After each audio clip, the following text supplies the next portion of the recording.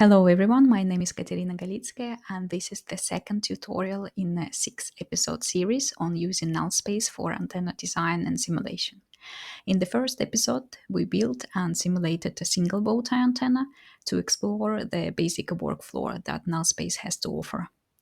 Today, we're taking the next step, turning that single antenna element into antenna array. I'll show how to duplicate and arrange the bow tie element, define array parameters and feeding, and run the first array level simulations. This is where we move from a single radiator to more complex system level designs, and this is exactly the area where Nullspace claimed to shine, so I'm very excited to test it. So we start with opening the project file, and there are two ways how to do it. The first one is obvious through the file folder and open. The other one is the one that I prefer is through the journal file, so we can open the journal, and here the journal file that I created for this bow tie antenna array project, and we can just press the play button, and it creates here our antenna array. So why I prefer this method is because it's very flexible. I can choose what I open. I can change the history, and I can change the values, and I can add the commands, and I can just press the play button, and it will recreate the model. And I don't need to save kind of different versions of the model. For example, if I want to have like different distance between elements, I can just change it here without saving the multiple versions of the model. So this is how we open the model, and then let's go through the journal file for the antenna array. The geometry creation is the same as in single antenna element that I covered in the previous tutorial. So we create the substrate, we create port geometry, and we create antenna geometry, and then we create ground plane. This is over the ground plane bow tie antenna. The difference starts here when we create 4-element antenna array, and we basically copy and repeat 3 times our single antenna element in y-axis. I chose 300 millimeters as distance between elements because well, for my frequency, it's close to lambda, and we usually choose the distance between elements for antenna array between lambda and half lambda. We will see how it works, because the closer to lambda you get in the distance between elements, the kind of greater lobes you get, but also more gain you get. So it's always the trade-off. We will see how it works. Maybe we will need to decrease it, the distance, but for now I choose the 300. And this is basically it. This is the geometry creation. The next step is port and material assignment. So to create material library, we go to Python and we create material file. It is done in the similar fashion as with the single antenna element. We only need one material, it's FR4, because perfect conductor material that we use for ground plane and antenna element itself already embedded in a Nullspace. So we just need to create FR4 with dielectric properties and loss tangent of FR4, and save this file. And then we go back to Nullspace prep and we upload the library here.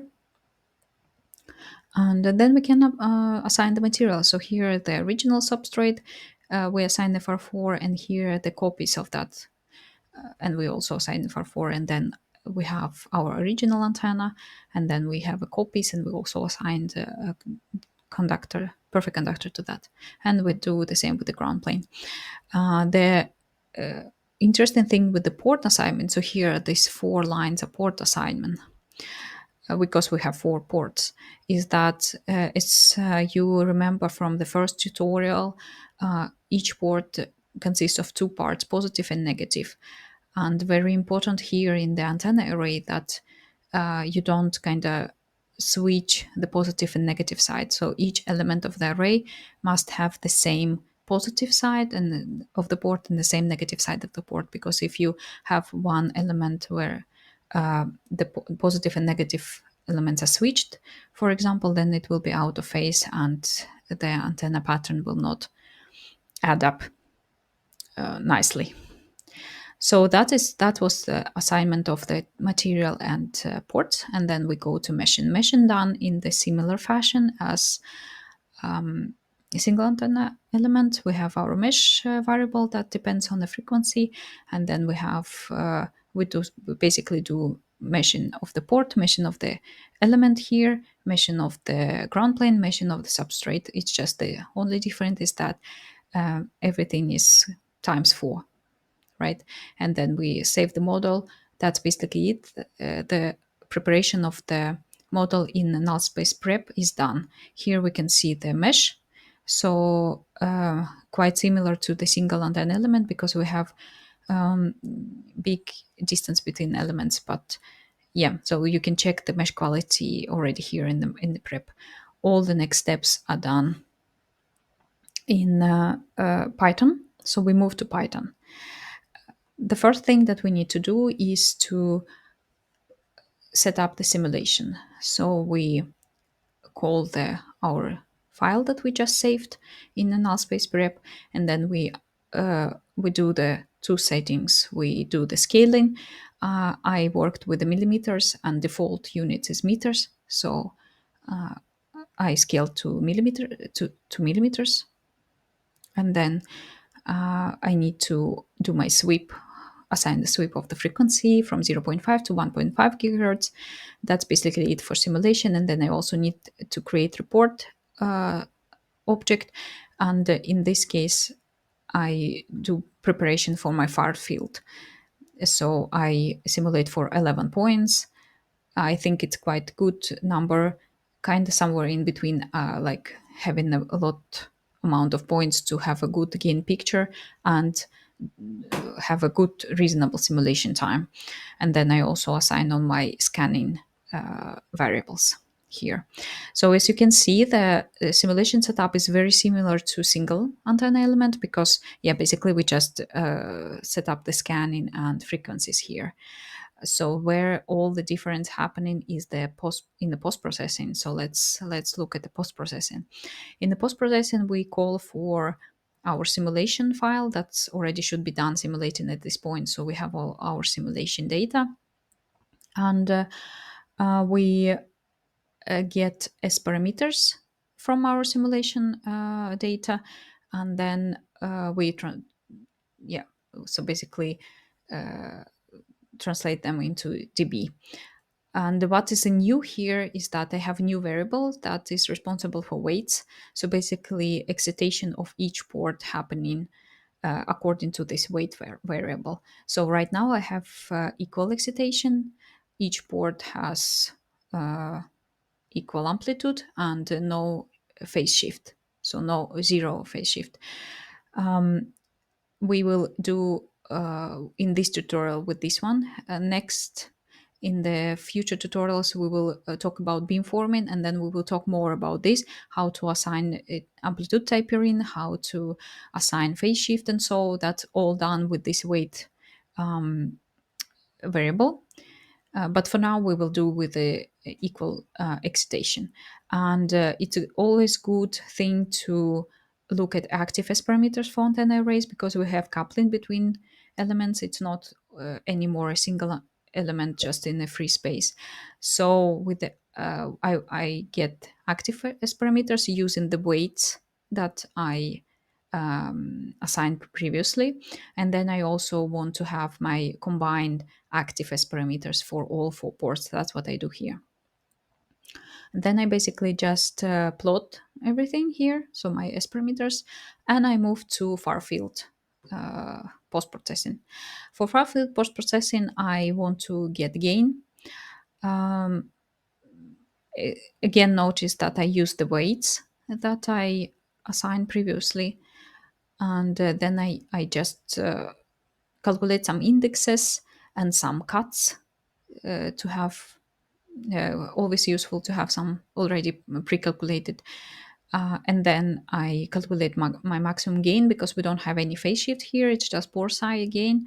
So I calculate bore side gain here as a maximum gain. And then I plot gain over frequency. And then I plot elevation cut. That's kind of what we are interested in antenna array. And always good to see full 3D radiation pattern as well. So that's what I do here. I assign post processing for creating a 3D radiation pattern. This is everything for post processing. So let's look at results that we get. So here we have active S parameters, and it looks good. And again, as you remember, this is combined S parameters. So yeah, so combined S parameters, all four ports combined together. And the coupling between the elements is included in this. That's why it's very important for arrays. Then we have our gain, approximately 14.4 dB maximum gain, and it's, as we can see, it's a good correlation. Our maximum gain is in our resonant point. And then we have elevation pattern here. So the pattern looks very normal for antenna array with the equal amplitude tapering. We have one main beam. We have a good but not like perfect level of side lobe levels. Then we have some grating lobes, and we have some back radiation. And for now, I'm pretty happy with the grating lobe level. Side lobe level is around -13. We will usually would want to have it like -15 or something. So it's good to maybe think about that when we explore beamforming. But for now, I'm pretty happy with that. And let's look at the 3D radiation pattern as well. So it looks very similar to all the antenna arrays that you would kind of expect to see, one main beam and some side lobes. So that was it for that was the first step for our antenna array simulation. As I said, we will explore more in future tutorials. We will look at the beamforming, we will look at radome integration, and like full antenna integration onto tower. And it will be more and more interesting the further we go. Thank you for joining me today. Bye bye.